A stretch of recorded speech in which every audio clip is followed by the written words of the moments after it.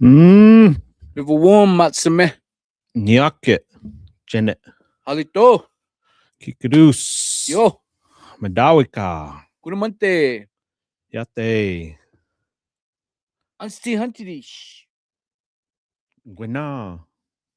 Stongo. Oshkenyacha. Is that all? OCO? Did you already say OCO? Kikadus. Yeah, I said that. Yeah, I think we got them all. Buenos dias. Heinepe. Mike DeGevin. All of them. All of them. All the good mornings. All the good mornings. Pivu matsame. Na pivamota.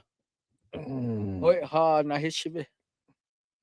We need to learn all the good afternoons also. Well, I think that's kind of more of a. And I don't think there's a lot. Yeah, I don't think there's a That's lot out of. there You know, where it's more of people like said an good. English term. Yeah. You know, like because you know, I would like to think that natives got up when the sun did. Yeah. You know, And even then, like most of them, like they didn't even say good morning. It was just like yeah, it was more most like of these are just like greetings. Well, not even like a greeting, like an acknowledgement. Yeah. You know, like I think Stongo like is more of like a how did you rest or how was your night or you know like how are you type thing, more of like instead of a good morning type thing. So I don't know. We'll figure it out. We'll figure it out. But good morning, coming live from 1950 South Shepherd. Janet Pratt just walked in the just walked in the room. So how was your little snow break? Snowbrook was good, man. The girl stayed in Norman just because I knew I wasn't going to be able to get back and forth. So I was just chilling around at the house. My car can't make it in the snow. So Yeah, it's too low. yeah. So there wasn't no way I was trying to get around. So Mello went back and forth to Mustang, had to go to work. And I was like, but his car's kind of, his little Honda has that front wheel drive, so it could get around pretty good. So I wasn't that worried about it. Plus, I taught him when he was younger how he needs to be driving around in it anyways. They always tell you to take them out whenever it's like that so they can experience what it's like to actually lose control of the vehicle. So I did that with him when he was younger so he could learn. So, but like, I had to go through nights where I knew he was going to be traveling home when it was like the worst. And so I'd like stay up. And so my sleep schedule's all off. But it's okay. I mean, it was good other than that. Just spending time catching up on different TV shows I haven't watched in a long time. Yeah. And then like because all the groceries are gone, I just dealt with what I had. So I felt like Nat cleaning out the cupboards and throwing stuff together and everything. Yeah. So it was good, man. Like sitting there and like actually making meals. I'm still trying to figure out how to do that just for me because when the boys aren't there or they won't want to eat what I'm making, like I make way too much food. So I always have leftovers for days. But yeah, that's how it was, man. Yeah, it was it was hard for me to get up this morning. Like because I just been sleeping till like noon, like staying up till 2 or 3 o'clock in the morning. Well, that and like until noon. Jake's live stays on till like 2 a.m. Yeah. It's like, man, guy, it's okay. You can call it off.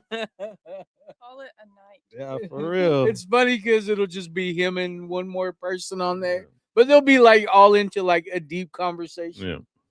Yeah. So I mean, it's been. I like it. I enjoy it. It's been good. Yeah, I really enjoy it.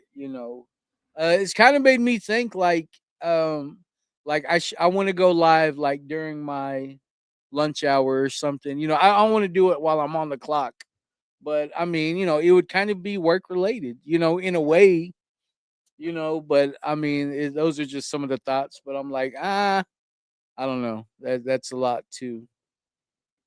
Because Jake sometimes, for like the first hour, he just kind of sits there and jams out. Yeah.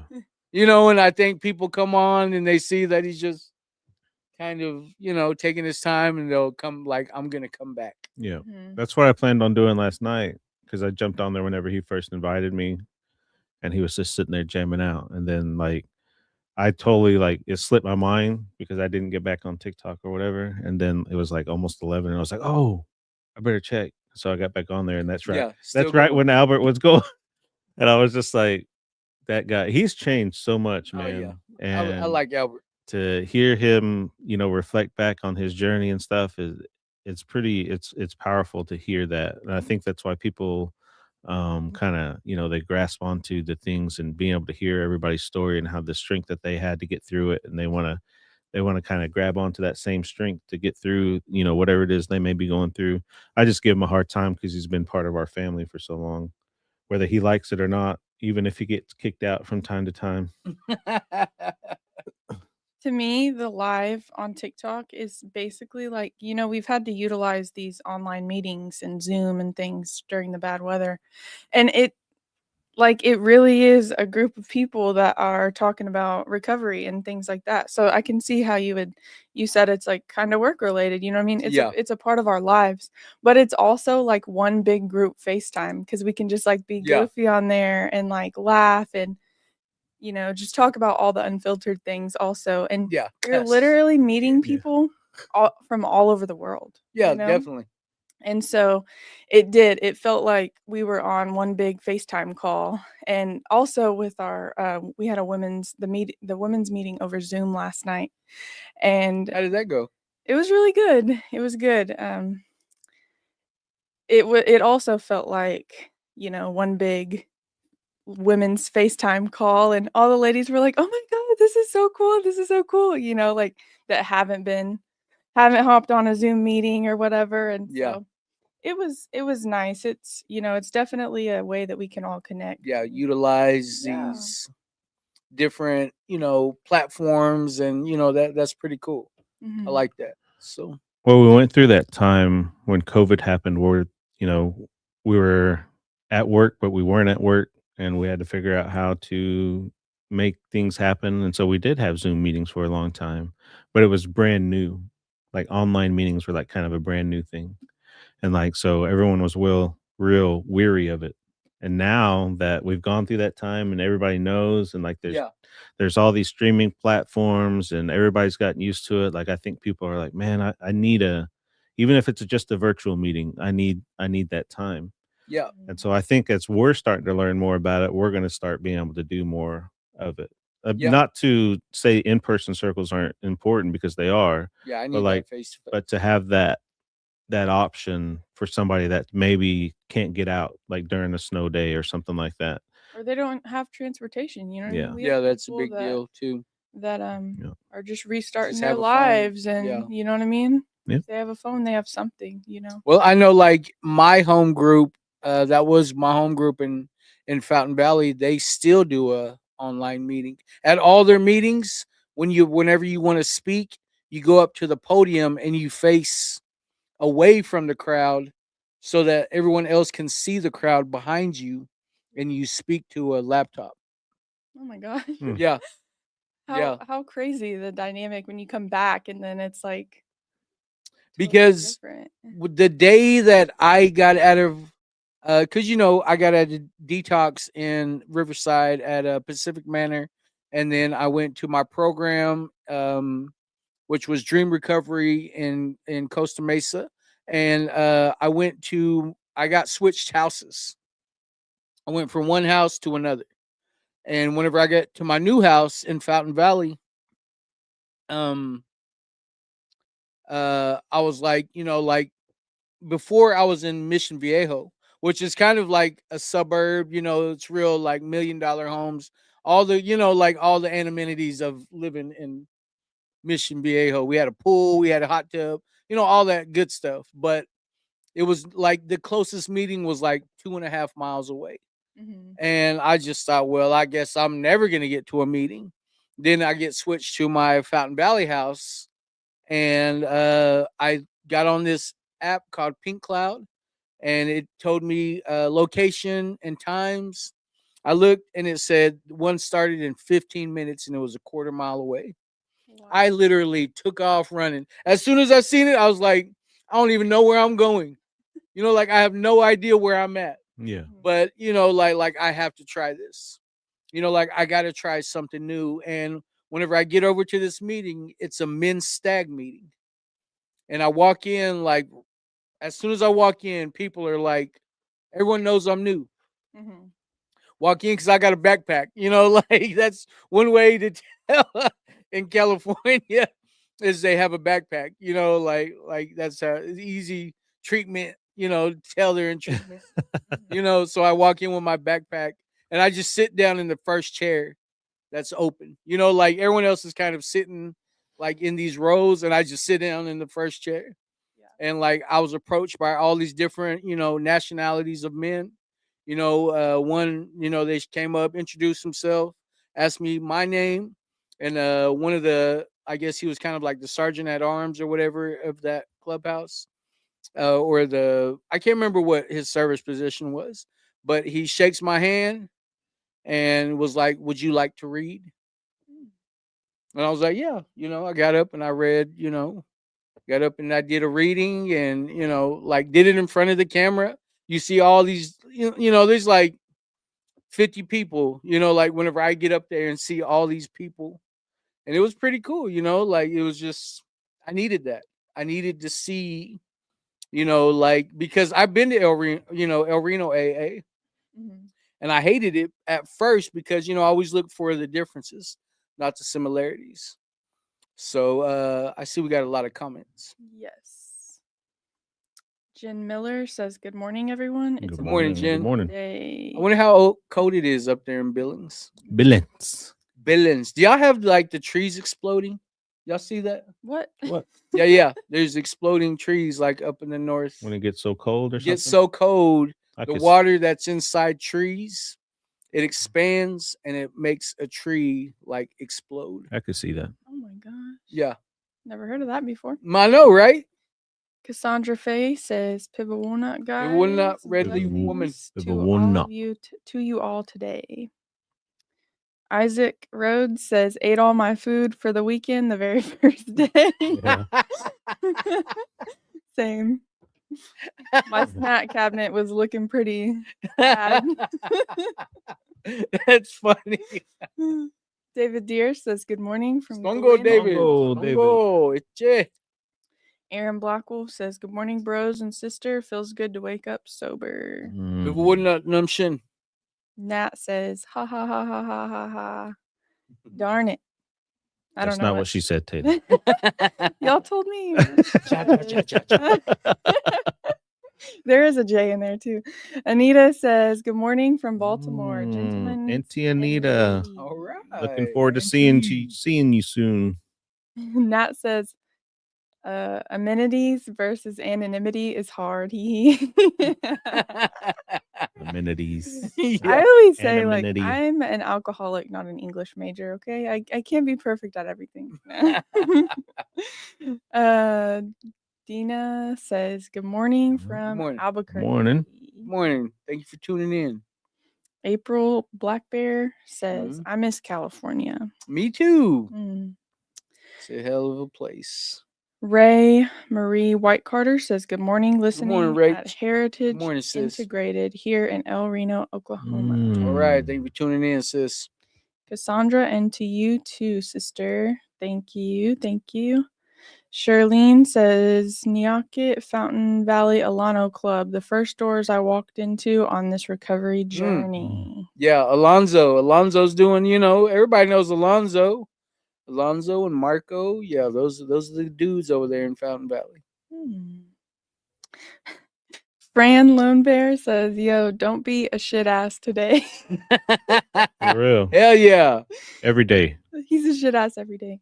Yeah. Ella Mae Blackout says, "Kikidoos from Boston." Kikidoos. Kikadoos. Up in And Boston. No. Colin Cash says, "Do you know what that says?" Booze who? No, I'm Colin Cash. Thank Spell it. you. Thank you for that. BOOZHOONIIIJIS. No. It looks like Busu niche. Uh-huh. All right. And then I'm sure there's a Dorothy real keen way to say it, but Weaselbear says, "Over a year sober, enjoying this red road." All right. Thank you for it's tuning good. in, Dort. Appreciate you. We'll be talking about the red road today. Mm-hmm. Colin Cash says, "Hello, friends." I'm And sure Hello. that's Hello. probably what that means. all the comments we have for now. Well, thank you everybody for tuning in. You know, it I really enjoy like the interaction that we get to do, with people in Boston, people in Cali, people, like all of people in Billings, it's really this is an amazing thing. I love this tool that we get to utilize, all the time. So People in El Reno. people in El Reno. Yeah, it's good, man. There's like after going through this weekend and stuff and seeing and everybody always, joking around about eating all the food up and stuff. And I I was cracking up because I met with my nutritionist yesterday and they were talking to me about like, well, what all did you get before all this happened? I was like, I didn't even go to the grocery store.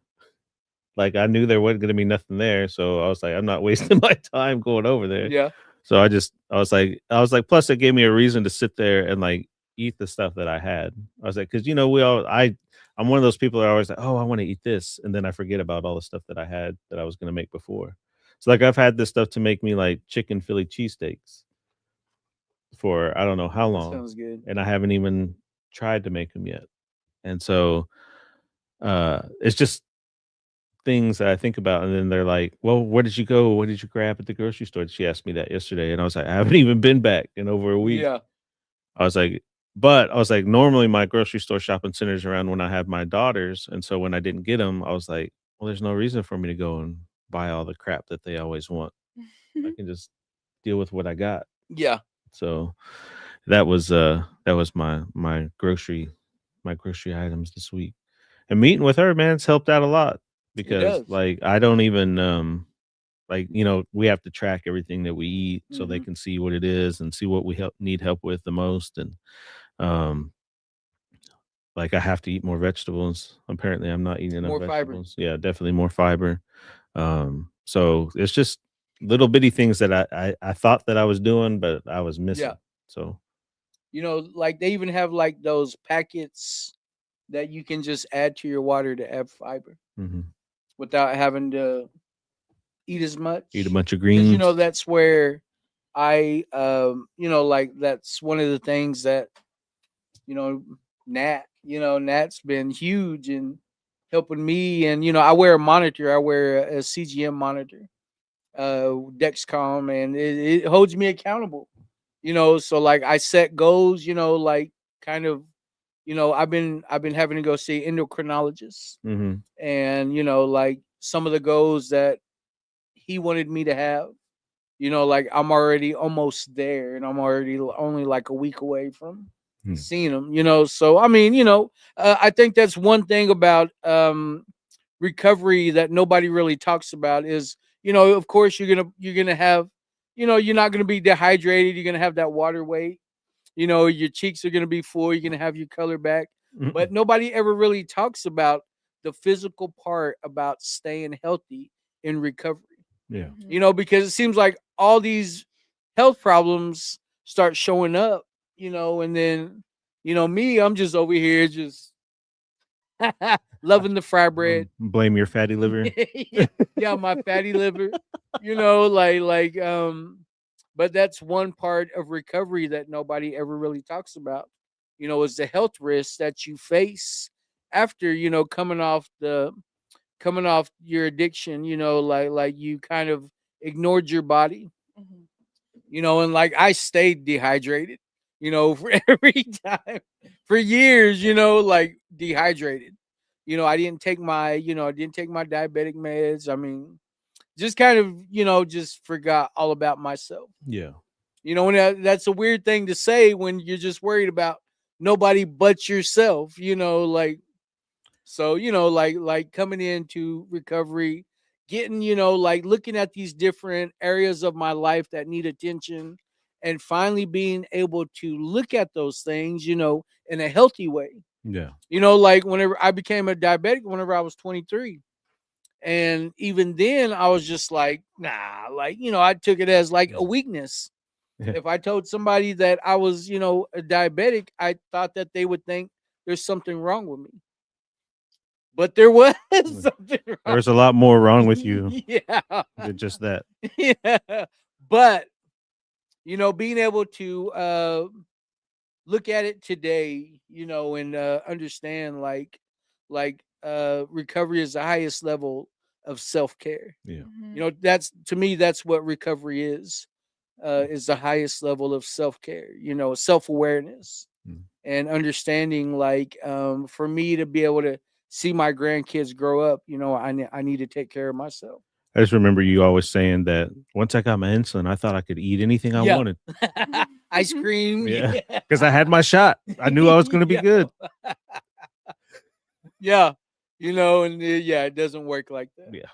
Getting Not at all. sober is just touching the surface of Yeah. everything, you know what I mean? And then you have your emotional, mental, physical that you have to go back Yeah. on and Changing the patterns. look at the years of behaviors. damage you've done to yourself, your body, your mind, and just start piecing those together one day at a time. And it takes time. Yeah. I'm 4 years and 8 months. And I'm just now figuring out about my diet. Mm-hmm. And I just was shoveling for years, thinking that's what I needed because I was so skinny for so long. And then, now it's to the point where I definitely I did lose 3 pounds though. Yeah. Oh. Mm. Mm. Woo! Woohoo! Lulu for that. We'll check back in at the 4-month mark. I know, See where right? you're at 5 months. Well, I actually have a plan now. I meal plan. Natalie, makes meal plans for me. So I think I'm starting to see the results of that. Spoiled brat. I know I am spoiled. I'm Man, spoiled, food is like a part of like the culture, like good food, like getting together and eating. Even when you're like when you get sober, oh, what are you gonna do tonight? Well, let's go eat. Yeah. Let's go out to eat. Yeah, I ain't like, skipping no meal. like we gotta figure out how to find balance. I ain't missing out on that shrimp. Yeah, I ain't missing out Hey, on Nat, no meal. where did y'all get your shrimp? Herradura. What? Herradura. It's on North May. Mm. How would you say that? Say it again. Herradura. Herradura. Herradura.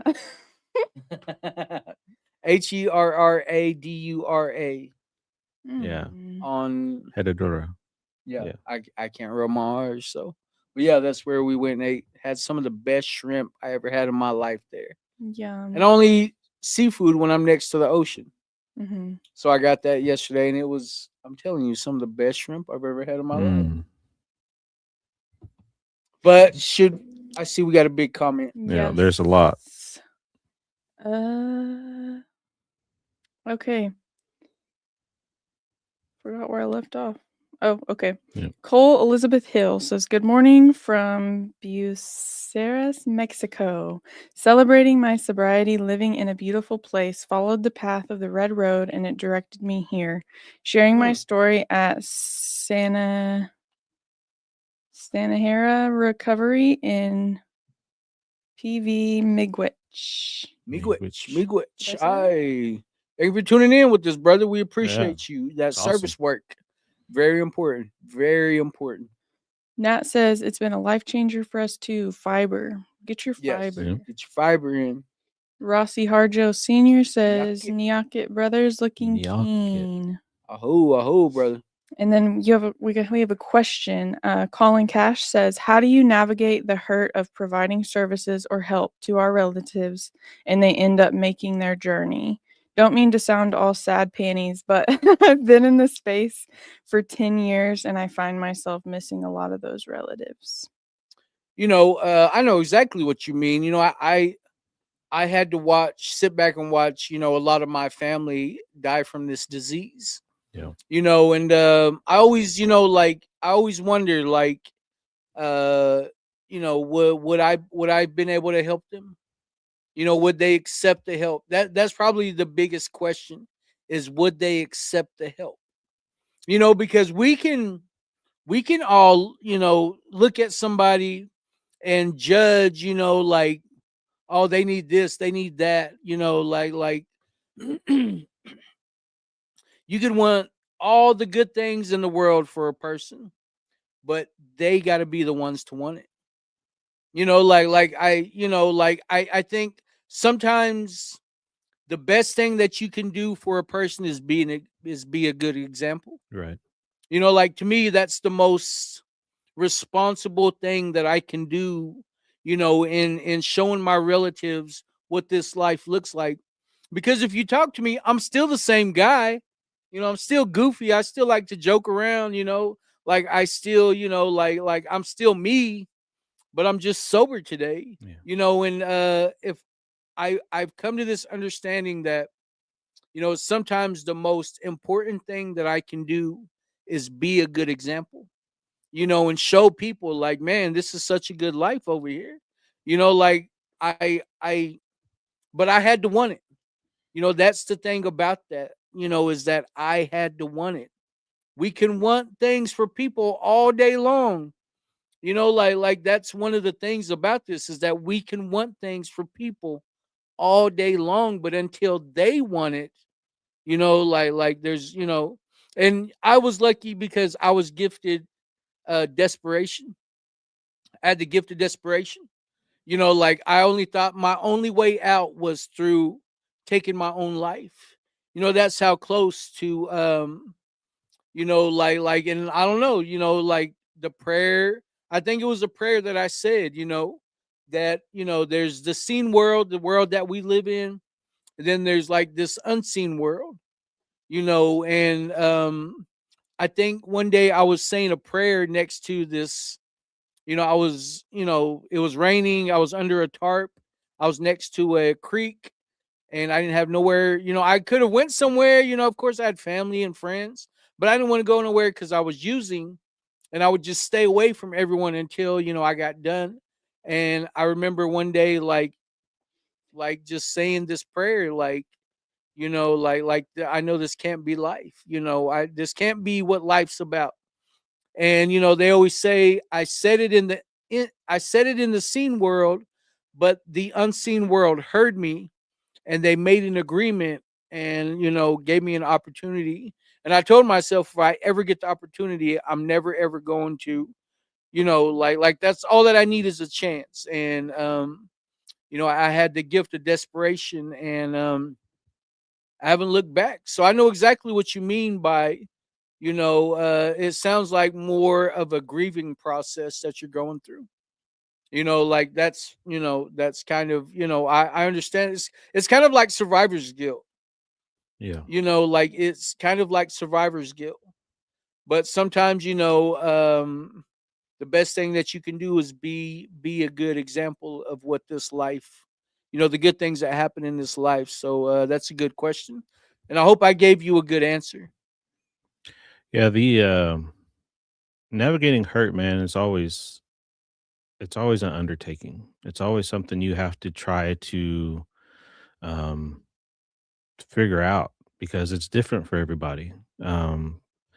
Just like Barry said, I mean, you can be the best example in the world. You can talk to people till y- you don't want to talk anymore because you get frustrated. I get frustrated because I have family that think that they don't have a problem with whatever it is they're going through, whether it's alcohol or drugs or whatever.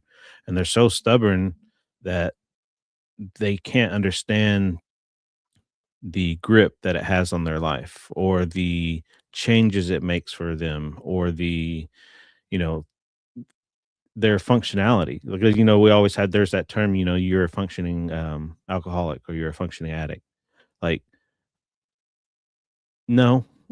Like, that's not really a thing, people, try to accomplish that stuff, but it's not really something you're making an impact on people that are around you, especially if you have kids around you, because they see that stuff and they think that it's gonna be okay. I see that in my own family, like, with my nephews and nieces that have grown up with parents that are, addicted.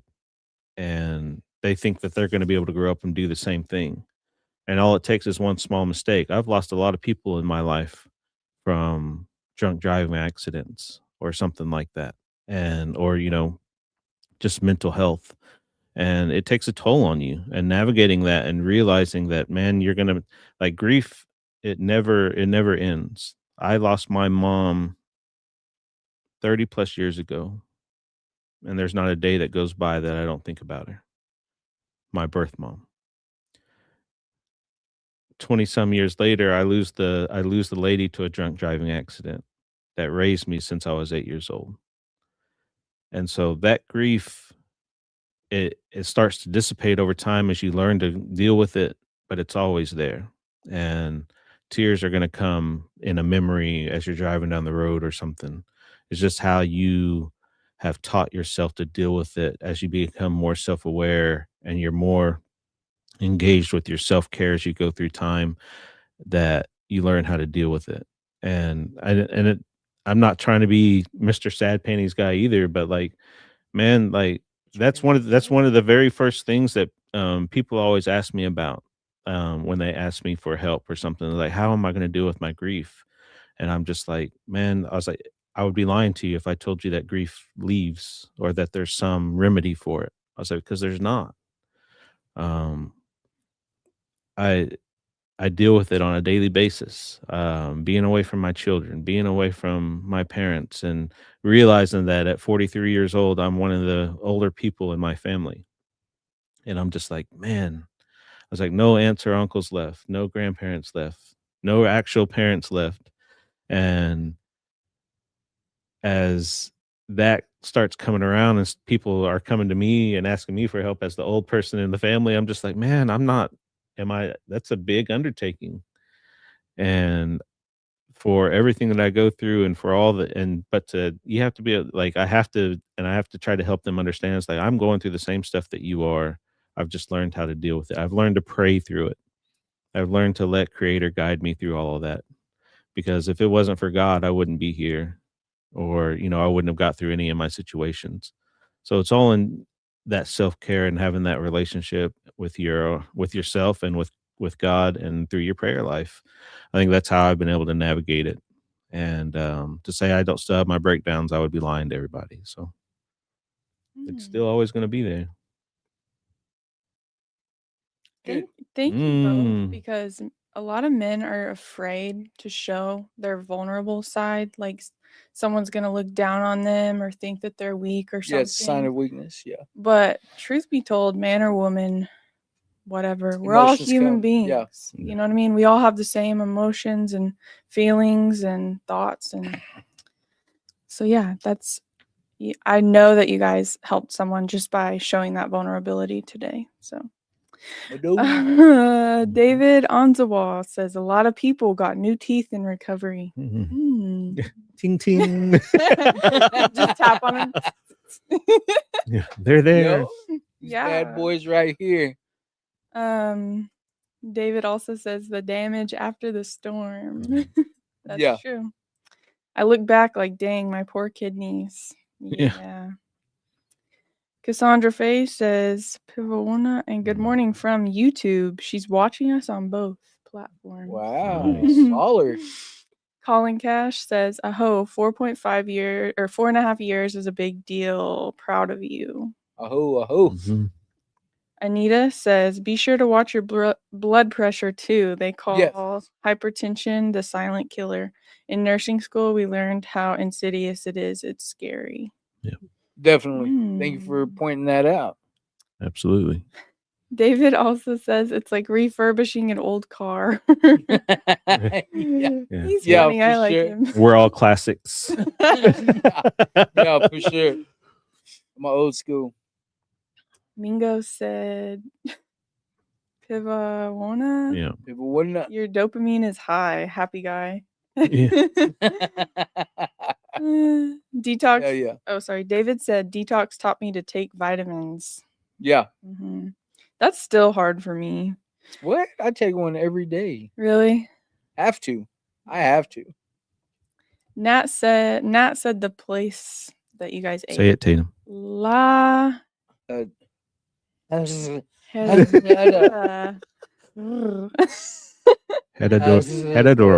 Yeah, Hedadora. Cole Elizabeth Hill says, take the drugs and alcohol away and you still have a sick person. Not to preach here, but for me, my research told me to fix my gut. The journey to sobriety begins in the gut. Years of substance use can deplete essential bacteria and damage the intestinal lining. L. reuteri isn't just yogurt. It's a functional food designed to support your body's natural repair systems, boost natural oxytocin, known as the love hormone. It helps rebuild social bonds and emotional resilience. and your comment cut off there, but we'll check that out after. Nat says it was delicious. Yeah.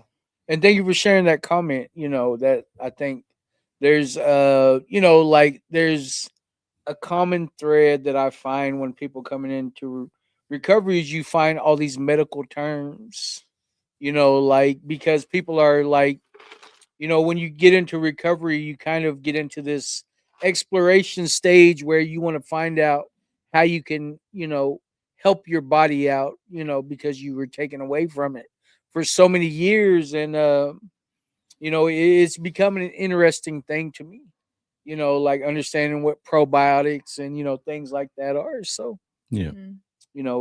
I appreciate you sharing that with us. But Yes, should thank we go you. ahead and You want to finish You all have those? quite a few more okay, well, let's comments. go. Let's go. Let's get into it. Okay. Mingo says, detox always say, just listen. What? Mingo has his own. He has his own conversation in his head, and I think he just puts down what he thinks. We'll Like, Thank you talk for sharing about that, brother. like we're part of that conversation. Mhm. Thank you, brother. Yeah, I appreciate it. Let's see. And Wilson sent some hearts. Thank you, Ann. Thank Thank you, you. Twyla. Andrea Alexander says, good morning, Colin. I go to prayer for myself, for them and their loved ones, for peace to them all. Grief comes and visits. That is a part of the process. The other side is what I do with this grief. Yep. Yes, there's Good word. healthy ways. Good words, AA. Yeah, Mhm. healthy ways of dealing with it. Drew Wilson says, good morning, fellas. Good morning. Good morning, White Bear. David says, grieving, gotta learn to do it in a healthy way. Yes. He also says, I had a book that helped me learn. I think it was called All Dinosaurs Die or something like that. Let me find it real quick. That's cool. Quentin says, good morning, Unc. Good morning, nephew. Biale says, Guten Tag. Guten Tag. relatives. Everyone's Biale. GPS varies, which leads to different navigation paths. Thank you. Thank you, brother. I like it. Leslie says, good morning, brother. Good morning. Good morning, Les. David says, oh, it's called When Dinosaurs Die. Read it, bros. Check it out. Sitting at the drum, singing, learning is how I cure my sad panties, says David. His panties are sad. Aunt Mealy says, good morning, brother. Good morning. Good morning, Jeep. Aunt also says, glad to see you again, bro, Barry. Aho. And then Goodbye. David says, I be vulnerable in the sweat lodge. That helped me be vulnerable in life. Definitely. Definitely. There's anywhere you can be vulnerable, it's definitely at ceremony. Charlene McAdee says, the other day I read that when we experience grief, it is the closest to the Creator that we can ever be. Something about that made me so hopeful and appreciate in my own grief journey. I heard, the guy that trained all the White Bison facilitators that we have today. His name is Woody Blaine. And I got to meet him 2 years ago at Billings, and he was actually on our live when we were up there, him and Mike Duncan. And he said something that has stuck with me. He said, crying is the highest form of prayer. Like that's really something that stuck with me, is crying is the highest form of prayer. So. And I want to have one sad day at work, and y'all just.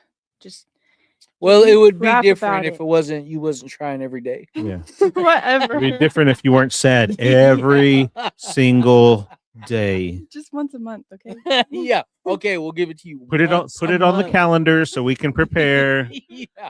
You have to stick to the plan. JC Tawny Beasley says, good morning. Good morning. Good morning. Good morning. Thank you for tuning in. Sherry Sam says, good morning. Good morning. Sam. Good morning. Yeah. Good morning. Aunt says, Jake says, tap, tap, tap. Yeah. We need 25,000 likes and Barry will sing for us. Yes. Yeah, give me 25,000 likes and I'll sing. Aunt Mealy says, I'm from El Reno, but I got away from what's the outcome. Maybe I live in Tulsa going on 7.5 months clean. Oh, thank you for sharing that, brother. He's doing great, man. Yeah. You know, awesome. me and my brother, we go way back, childhood friends. You know, one time, he called me and was like, "What's up, fool? What you doing?" He's like, "Just got out of the hospital." I was like, "What? What do you?" Yeah, I was in the hospital. Like, what? What do you mean you was in the hospital? He's like, "Yeah, I got shot in the head last night." Oh my God. He got shot. A bullet bounced off the top of his head. What? Yeah. Wow. There's a new meaning for hard hit it. Only the left side of his body worked. He's riding a bike to my grandma's house. Was one side of his body working? From that? Yep. Oh my goodness. Mm. Wow. So my brother's came a long ways. You Yeah. know, he's a grandfather now. You're You walking know, miracle. I call his. You know, his brother was one of my real close friends. You know, like one of my best friends. I still call his mom. You know, his grandma. You know, his family is my family. You know, so I'm real proud of my brother. Mm. That's awesome. Charlene says, so true, Anita, during my active addiction, I thought I was so healthy. Once I went to treatment, my blood pressure went through the roof, had to be put on medicine for a few months. Silent for sure. Yeah. Yes. Esther Grant says, Penelope and Johnny say, good morning, Dad. Hey, my babies are watching. Good morning, babies. Penelope. I know I didn't get to see them this weekend. Hopefully Friday, if things don't get all crazy, is Alani's birthday. So I want to come pick up Johnny and Penelope on Friday, so they can come to the birthday party. So, but yeah, Friday will be my granddaughter's third birthday. Nice. So good morning, Johnny. Good morning. I remember when Penelope. she was born and how happy you were. Oh And it's been yes, 3 years now.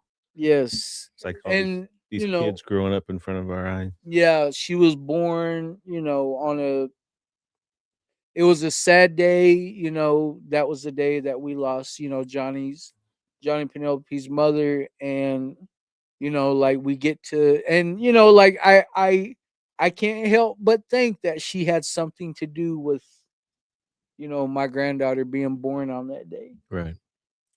so I mean, it's the change of events, it's such a blessing, such a blessing that we get to have that experience today. So, it's been an amazing journey.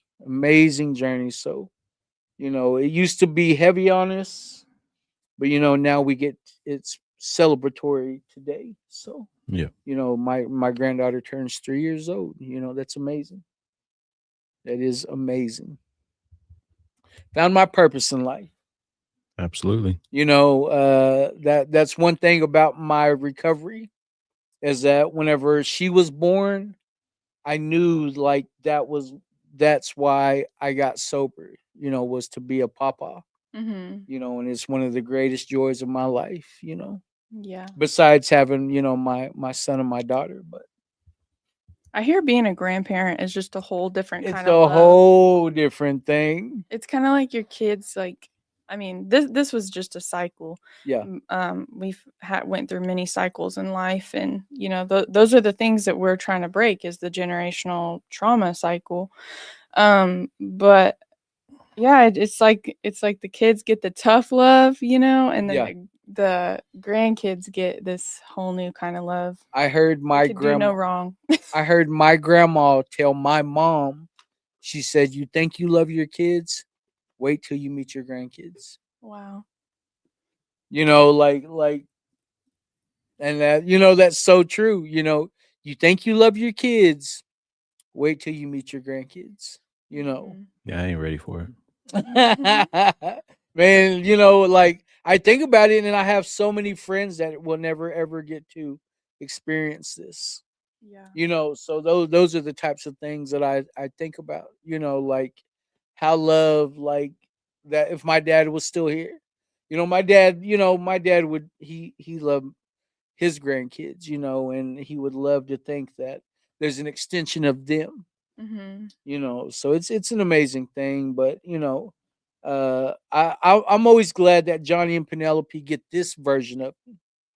You know, all my 5 older kids, they got a jerk. You know, they got they got a whole completely different animal. Mhm. You know, so I'm glad, my younger kids get this guy. Yeah, And I feel bad for my older kids, but I feel like I get to make it up to their kids, definitely. so What about the other 10? well, He's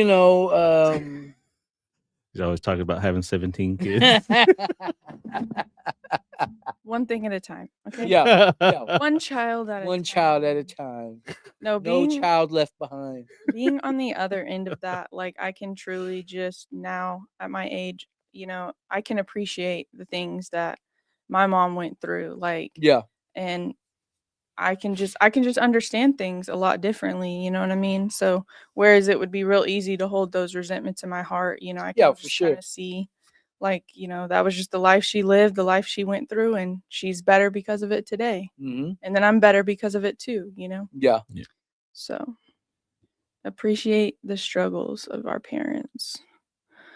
Where were we at? Mary Faye is here and she Kickadoo. said, Kickadoo. Doodah-hey. Doodah-hey. Jake says, Mellow, y'all let me LOL. Yeah. What? Well, he wants us to let him join in on the live. Oh. Like he always lets us join in on his Yeah. live. Go ahead, jump in. Yeah. Jump in. We get that 25K and we'll I'll let you hop off. Talk. No. Yep.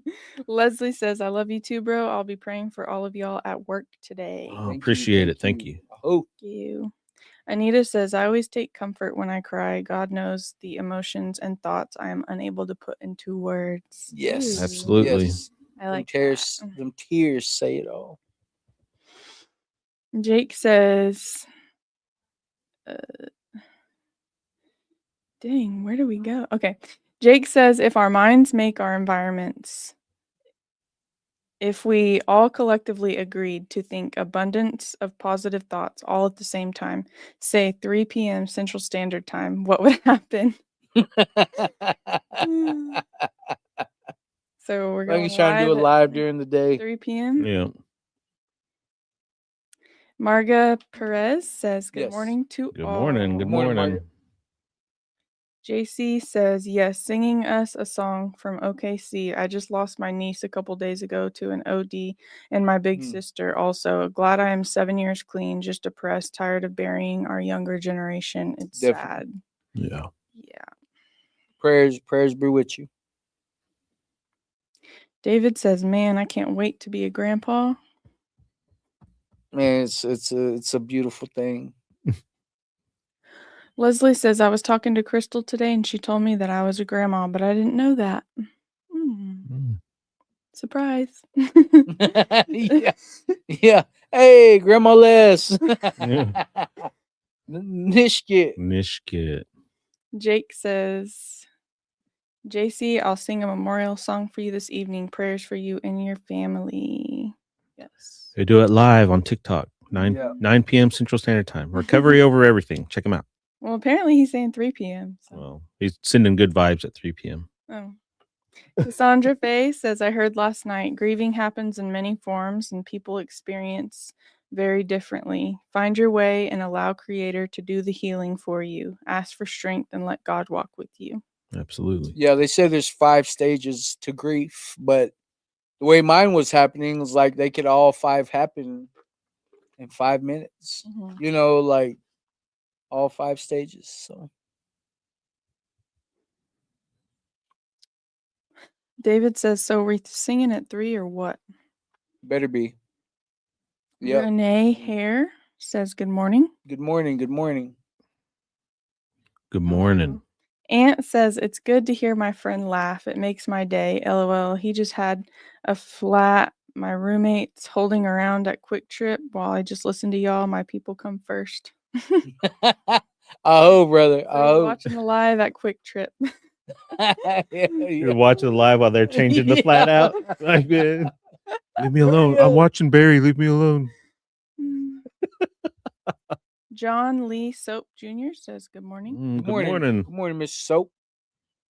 Mary Faye says, Kikadoo, see you on the 7th. Ready to pop them fringes. Have a Ahoo, blessed Absolutely. rest ahoo. of your week, folks. Do that here. Do that here. And Aunt says, all Barry knows is 49 songs. He can finally remember them now. LOL. Hell yeah. I heard Grandma got out of the hospital. You know, thank God for that, man. Grandma Jerry. Thank God Grandma Jerry got out the hospital. And then Jake says, if I keep commenting, you won't be able to read. I know, right? I know. We've been reading Been on comments for for 45 15 minutes. 51 minutes. And yeah. We haven't even done the meditation yet. Oh Let's my do the meditation. goodness. Yeah, let's get into it. All right. Okay. Ready? Yeah. All right. January 28th. We're still in the winter stage. Today's reading. So we call it the Sacred Red Road because it is the road that will lead us to living the good life, an honest and healthy life. Comes from Larry P. Aitken, Chippewa. The red road is the path we walk on when we want a direct relationship with the Great Spirit. This requires sacrifice. This requires us to have our beliefs tested. To walk this path is really an honor. The returns for doing so are exciting, not only for ourselves, but for the effect that will be felt for 3 generations. This means your children will see the benefits, as well as your grandchildren. Do I want to walk this sacred road?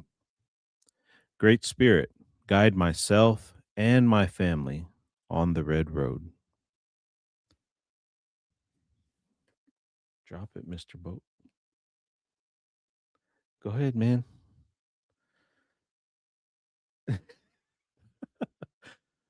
No, we talked about it a little bit already. This, even I think in Mr. Cohe says how, wide the red road is because we're going to stumble, we're going to trip from time to time, but we can come to we're still on it, whether we stumble or whether we trip.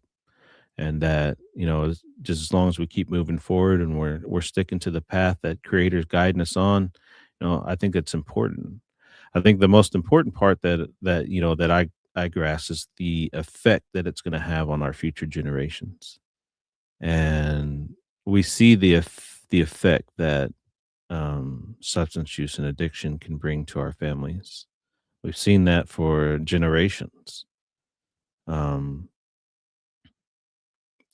If I could trace back my family, it'd be a while since I've known anybody that's decided to live that sober life, to walk that red road, to allow Creator to guide them and be their sole focus on their journey. And I think that as I'm going through this time in my life, like I want nothing more than for um my children to experience a life without them ever having to feel the pain or the drama that comes from seeing someone or living with someone or being around someone that's going through that hard part of life. Am I going to be able to make sure that that doesn't happen? Probably not. Um, but what I am in control of is making sure that they don't experience it from me anymore. Um, so if I get to be that first generation of changing um, people that are directly affected by me, then that's a that's a big step for us. And I think, and it's not just that. I was one of the first people that got to go out and get their education in my family. I was one of the first people that got to go and finish in doing that. Um, I think it helped some of my brothers and sisters and some of my other family members want to strive for that. They still ask me questions about it, and I've been out of school for 10, 15 years now. And the effect that you can have on people that you're leading through your life, especially if it's your family, it goes a long ways. And I don't want my girls to have to experience anything like that because Mello had to grow up during that time. And I think that he learned his lesson from seeing me the way that I was from time to time. It wasn't all the time. And but he knows now like how dumb dad was, like how stupid, and how even when he was young, because he was pretty young, and like the idiot mistakes that I made, and he's seen the ramifications of it. Even though I never did it when he was around, he still knew that dad was stupid from time to time. And so I think that even now when I ask him questions, because I always give him a hard time, because he works late, and there's sometimes where he don't get home till like 3 or 4 in the morning. I'm like, boy, I know you can clean that place up faster than that. Like, what were you doing afterwards? Like, I don't have his location and everything. Like, like I don't see him still sitting at that store finishing stuff up or whatever. And he's just like, man, dad, he was like, I don't do nothing. He was like, he's like, every once in a while, I have to make sure my friends get home. And he's done that. I don't know, on several occasions where his friends have wanted to go and do something. He's like, I'm just making sure everybody gets home safe. I was like, man, that's awesome. He's like, I really appreciate you doing that. And I was like, because there's not a lot of kids that are 20, 21 years old that are willing to do that for their other friends to make sure that they get home safe. But he's also experienced losing a lot of family from drunk driving accidents and things like that. And I think, all those little things take a toll on you, and you learn from them. And he's learned from his dad. He's learned from my mistakes. And the difference now is my girls haven't had to experience me in that same realm. And so the effect that it's going to have on them, I think, is going to be good, because you get to have a different relationship with them. I felt like Mello had to grow up way faster than he wanted to.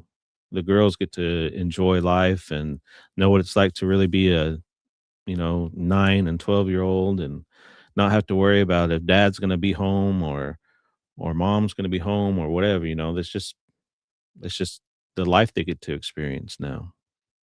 And they still have questions about things, or how dad used to be and stuff. I'm like, yeah, of course they do. And I'm always honest with them and tell them, look, you're learning, and dad's better because of all the mistakes I made. I was like, but it's also something I never want you to have to experience, or your kids to have to experience. And I think as I'm learning to be a better father, like, and man, it's hard to be a girl dad, and to try to help them navigate life, and to answer their questions sometimes. And so I have to, I'm just doing the best I can as I going through all that. But walking this path, and walking this red road, and understanding, like, this isn't just something you say. There's a sacredness around it. There's a reason that you're put on the path that you're put on. And I was listening to something earlier. It says darkness always tries to envelop you, but you can be that one light in somebody's life that can overcome that darkness, whether it's by a word you say, by the example you set, or by just being around in their life. And that kind of just blew me away, because darkness doesn't exist without light. And I think I think, let me see if I still save that picture. But even Miss Kateri posted something today that I held that resonated with me. And it's a little bit about grief too. It says, you can be spiritual and heartbroken. You can be spiritual and depressed. You can be spiritual and angry. Spirituality helps you to face the human experience, not to suppress it. Mm, And I was like, man, I was like, right. if that didn't go along with what we were talking about with grief and stuff today, I didn't know what would. But your your own spirituality and everything you're going through, that never goes away. Like, no matter what it is you're going through, you can allow it to diminish from time to time, but it's still there. And I think as long as you're coming back to it, as long as you're coming back to, like, and we talk about, stumbling and tripping on the red road, like, as long as you're coming back and you know that you're still on it, like, you're good. Keep on making sure you're walking that path. And I would be lying if we didn't say that we didn't stumble as we got on there from time to time. But now we're in a way that we can help others, and we can pick people back up and help them to get right back on the right path. So that's what I got today. Aho, aho. Mm. Will you read the the prayer for me again? Yep. It says, Great Spirit, guide myself and my family on the red road. Hmm. I think that's the part of the red road um, that I asked for first. Was guidance. I don't know what's supposed to happen next. I don't know what I'm supposed to do. I don't know how I'm supposed to feel. I needed that guidance. I had to question my beliefs. I had to make room for new ideals. I had to be that hollow bone. I felt like my addiction had stripped me of anything good in my life. But when I'm honest with myself, you know, I wasn't I wasn't a bad person trying to be good. Like in my addiction, I was not a bad person trying to be good. What I was a sick person trying to be well. Right. And I think I just did some things that uh where you could consider me selfish, self-centered. I just thought about me, and everything else got put on the back burner. I could put up a good front, like, you know, I cared, genuinely cared about my kids, genuinely cared about people, but it was like a very limited on who I could really be, because I didn't want to give too much, because I didn't want to get my expectations up too high. Mhm. It's just such a sick way of thinking, about going through life. And I would have to say, I didn't know what to expect. I think that was the key for me, was being able to ask the creator for guidance. You know, what is this good life? Like, what is it supposed to look like? How can I maintain this? Help, and it wasn't until I realized that when I started helping others, that I would find, you know, uh, I would find, what I feel like I was put here for. Like that's what I honestly feel like I was put here for, Mhm. is to help other people with the same sickness. And since I've been able to stay on this red road, and I'm not gonna sit here and say my life is perfect, by no means at all. I don't want somebody to think I don't have my mental health struggles. I don't have, my emotional hiccups, or, my spiritual like questions.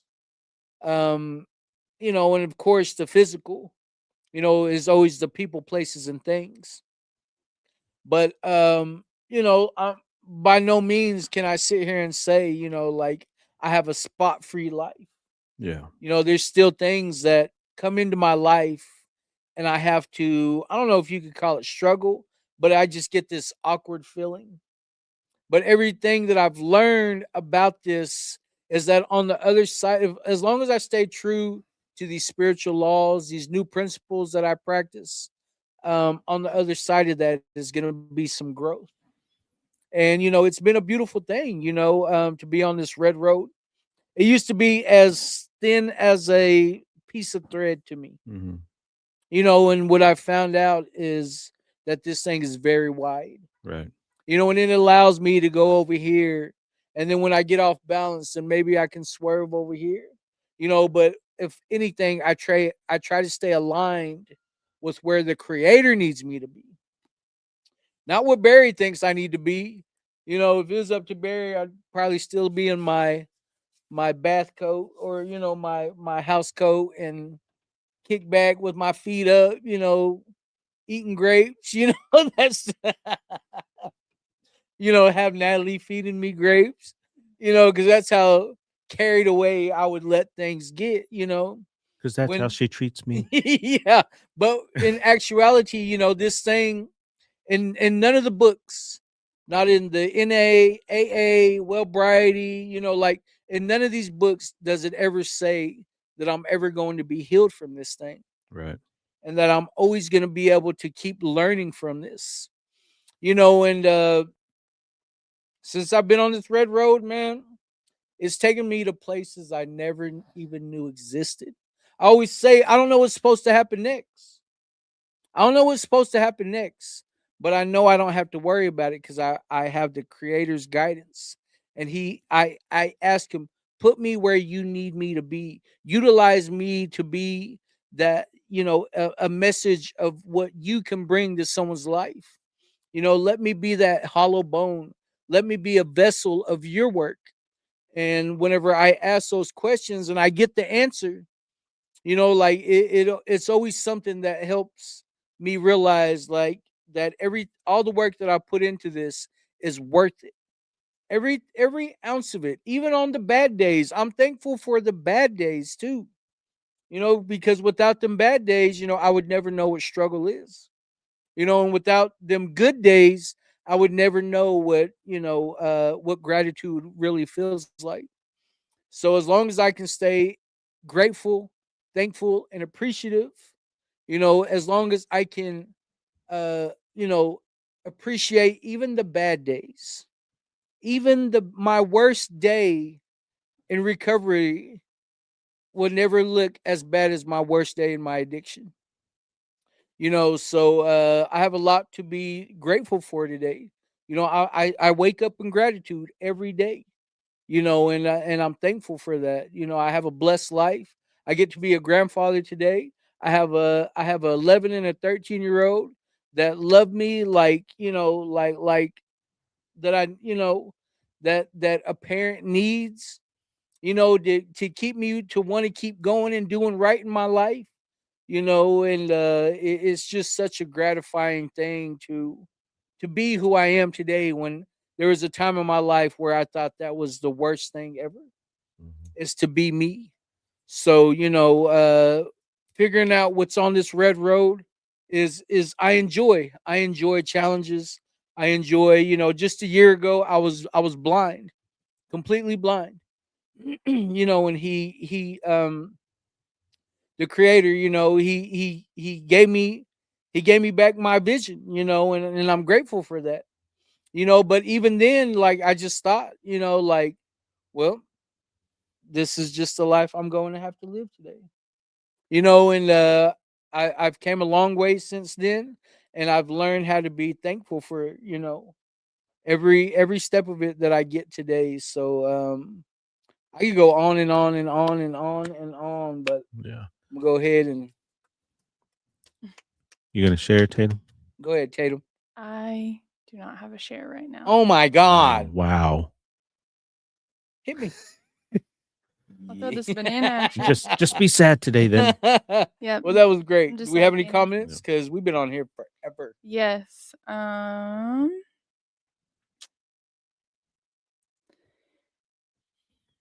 gotta call back my JC nephew Chaz. JC says, "Thank you everyone for doing all the great work y'all do for our people." Mhm. Oh, Aunt says, "Prayers work. He listens to us." yes, sir. Yes, sir.